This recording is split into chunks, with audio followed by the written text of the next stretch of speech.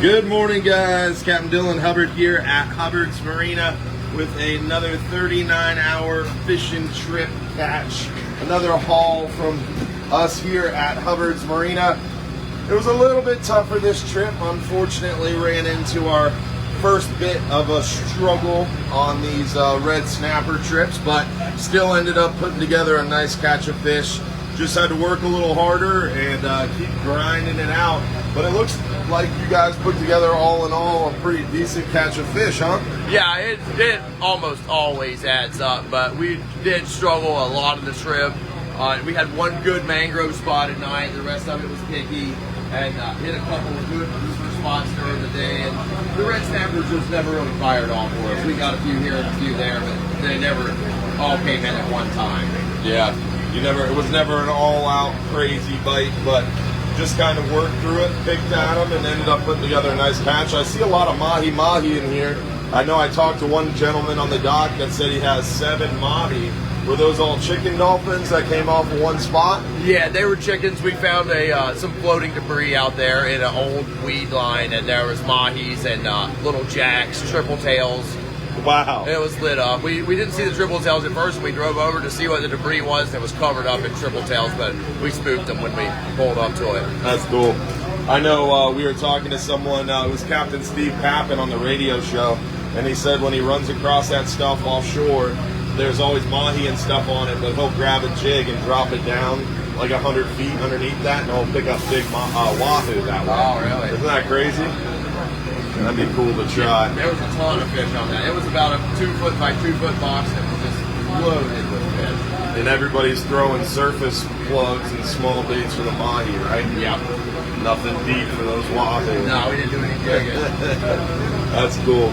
All right, so what was the hot bait? I see a lot of nice gags here. You guys got some quality fish. Yeah, we got some nice quality fish. We had some Miami guys come out this trip, and they brought some goggle eyes, and they had some select dead baits, and they got several of these grouper on those dead baits.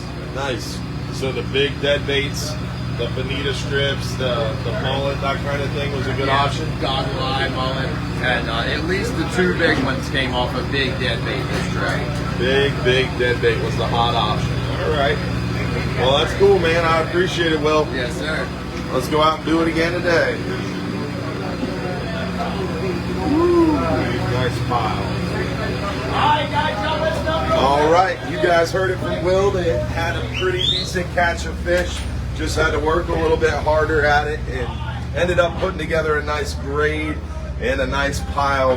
But definitely a little bit slower and pickier this trip, which always makes things a little bit more tricky, but ended up with a good catch, and we're going back after it today on another 39-hour adventure.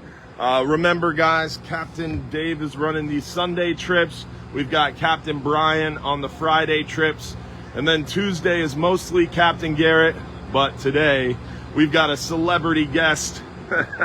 Captain Mark Hubbard is running today's Tuesday 39-hour trip. So Captain Mark is today, Brian Fridays, and then Dave on Sundays, with Garrett covering most Tuesdays, but like I said, today is Captain Mark. So that is our 39-hour schedule for the remainder of red snapper season.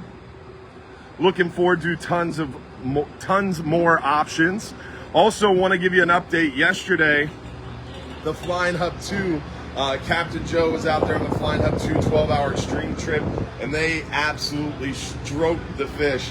33 keeper grouper and a boat limit of red snapper yesterday on the Flying Hub 2. Crazy catch for 16 anglers. Absolutely destroyed it out there. So the Flying Hub 2 is crushing the fish. The last stop, they got 19 gag grouper. We got oh, he doesn't want to. See? I thought you wanted to talk, Captain Brian. No, I just wanted to prank the camera.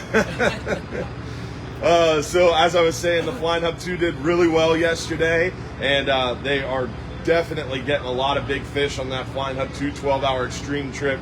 You get out there fast, you get back fast. We don't get a lot of the mangroves and the other heads and tails, but you got a great shot at some nice grouper and some big red snapper, and hopefully you guys get a chance to join us. We got a lot of availability later in this June time frame. Well, it's almost the end of June. We got a lot of availability in July and into the beginning of August. Remember, red snapper season doesn't end until August 18th.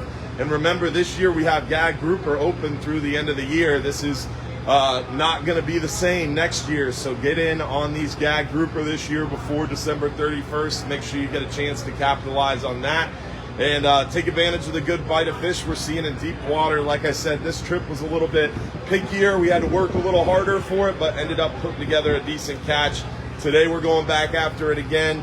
And we've got 3 open spots today. We have 5 open spots on the trip that just came back in this morning. There's still plenty of availability, so come out and join us.